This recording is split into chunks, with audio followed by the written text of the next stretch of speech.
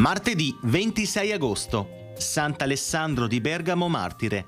È il 238° giorno dall'inizio dell'anno, ne mancano 127 al termine. Il sole sorge alle 6:25 e tramonta alle 19:59.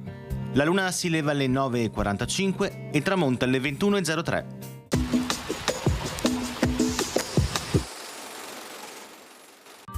Daniele Manin parte per l'esilio in Francia. Passando con la gondola per Campo San Moisè per andare a raggiungere la nave, un gondoliere si leva il cappello e grida «Per l'ultima volta, viva Manin!», il quale gli risponde «Tasi Mona!». C'erano infatti già gli austriaci che lo stavano scortando.